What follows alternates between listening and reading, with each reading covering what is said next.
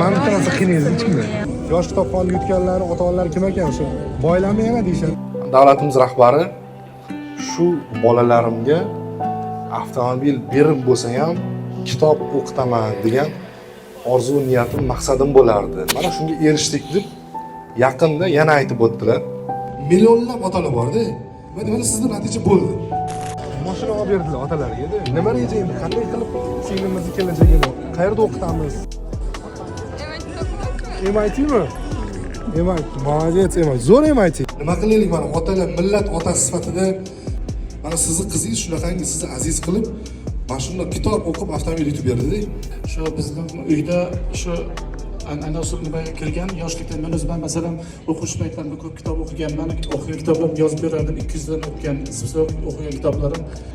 Qanday bo'ldi endi? Mana o'zingiz kitob o'qing. Nechta kitob o'qidingiz mana shu tanlovda yutish uchun? Kitob o'qisam, sanab o'qimayman kitob. No, taxminan nechta o'qidingiz? Umumiy shubatgacha o'qigan kitoblarim 400-500 dan oshib ketdi. 400-500 dan oshib. Shu kitob o'qish uchun boshqa ko'p narsalardan voz kechgan paytlar ham bo'lgan. Tanish bilishga yo'q, mana oynada guvoh bo'lib turibdi. O'zim talafotdan turibman, turibman elatidan. Hozir shunday bo'lsa ham shu tanlov shaffof o'tganligi tufayli qizim birinchi o'ringa o'zingiz kimni olishsiz? Men o'zim yakka tadbirkorman, dehqonchilik, chorvachilik, pedagogik shunday degan qishloqda. Shunday qizingiz Toshkentda o'qiydilar? 3 ta qizim o'qiydi Toshkentda. Mana ham 3 ta qizingiz o'qiydi. Mana haqiqiy millat otalar. 3 ta qizingiz ham o'qigansiz. Men o'zi eng asosiy maqsadim mashina yutib olish emas edi. O'sha kitobxonlik orqali o'zimni ko'rsata olish edi va maqsadimga yetdim. Mashinani esa dadamga tantanali ravishda sovg'a qilmoqchiman.